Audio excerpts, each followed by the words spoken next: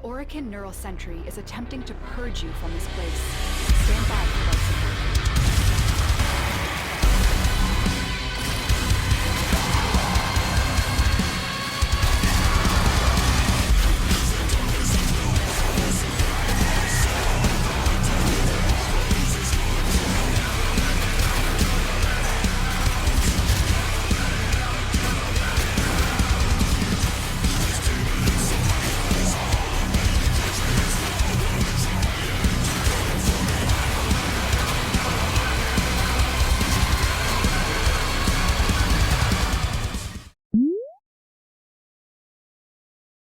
Alright, malicious, delicious people, welcome to another build video.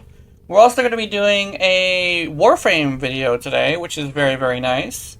It's Koumei, the skeletal woman inside of a kimono that's also very, very fleshy for some reason, which is... I guess if you're into that, that's great, but yes.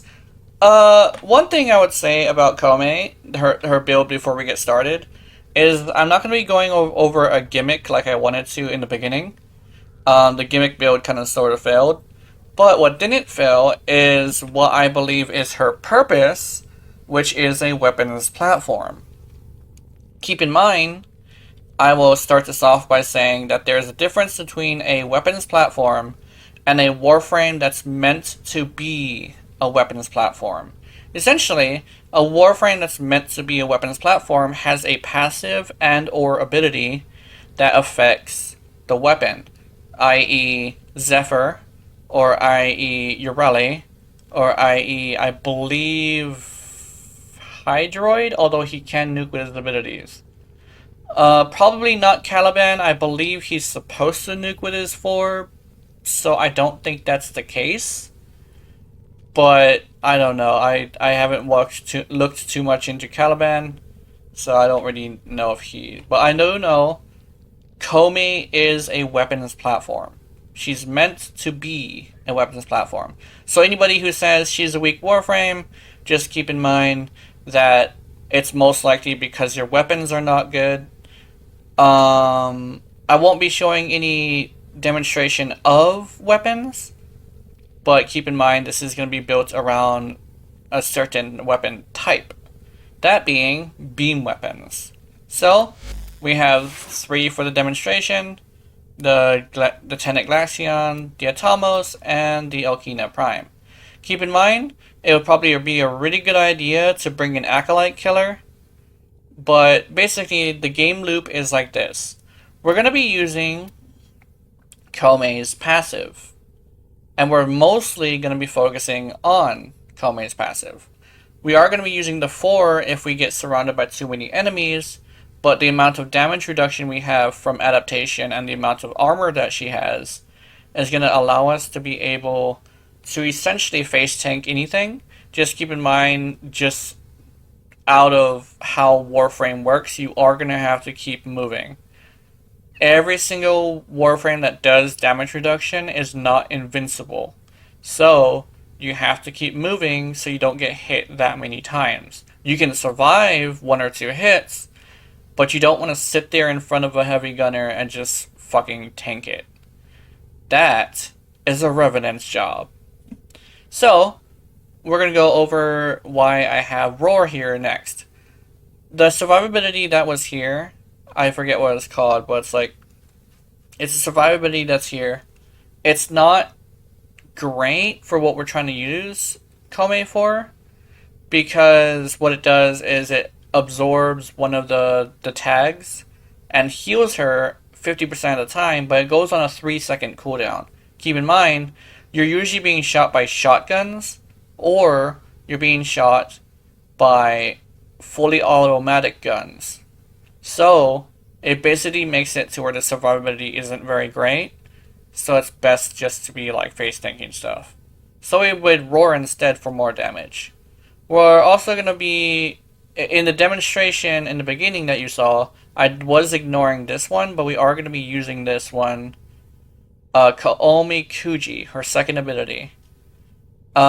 Just because when you're going for a long time, she does want to use this ability in order to have a whole bunch of different effects.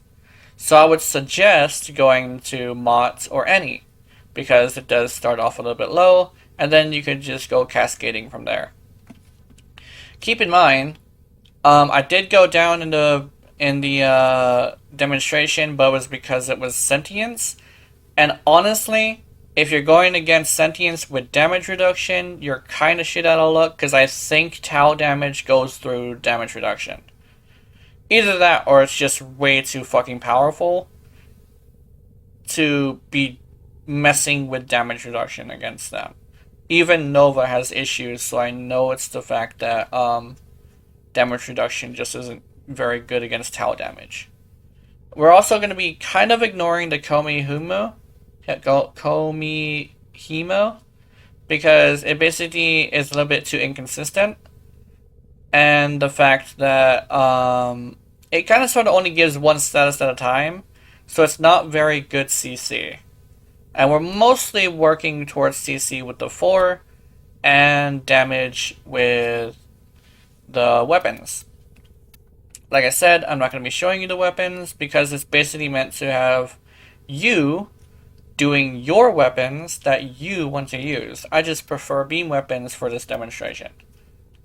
Oh, also, the way the passive works, sorry, I forgot to mention that, is every 60 seconds, one of Koumei's weapons will inflict a random status effects for 60 seconds. Essentially, secondary encumber for your weapons. This is why we're going with beam weapons, because they are affected by galvanized status mods. And we're also going to be using a melee weapon that has condition overload on it, because you're going to be able to prime for condition overload as you're hitting the enemy, so you are going to be wanting high status, and essentially you're just going to be able to like have no primer, just going with weapons that will be able to stand on their own and go straight to Steel Path and be completely fine. Just bring an Acolyte Killer. I learned that the hard way. So yeah, let's also show you this Archon Shard, which is going to be a casting speed Archon Shard. Very nice. And we're going to go to the build next. So we got Steel Charge as our aura for more melee speed and the increase in slots. We're going to go with Full Umbra for armor, strength, and health. We're going to go with Flow for more energy. Augur Secrets to bring the strength to 201, which is very nice, very good number. We're going to do Prime Continuity for more duration on Bone Raku and Roar. We're going to be Rolling Guard and Adaptation together, because them together with a damage reduction build is very, very valuable, and it keeps us mobile, allowing us to continue just benefiting from not getting hit as much, which is really important when you're doing damage reduction builds. We're going to be doing Grace for increased health regeneration for whenever we get hit in our health, remember that. And we're going to be doing Blessing in order to increase the health, keeping in mind that Grace will increase how much health it recovers, because Blessing will increase your max health. And Grace is a percentage health increase. So, that's the build.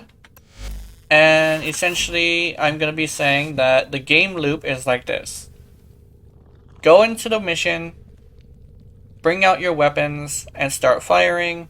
When 60 seconds pass, you change which weapon you're firing. Then, you just repeat that over and over again. When you're doing your decrees, make sure that you pass the ones that you don't believe you want to do at that time, and you'll be able to get the ones that you do want, and just follow the decree's instructions, and you did a decree. This will cascade for as long as you want to be there. The longer you're there, the more survivability and more damage you do, just because of the decrees.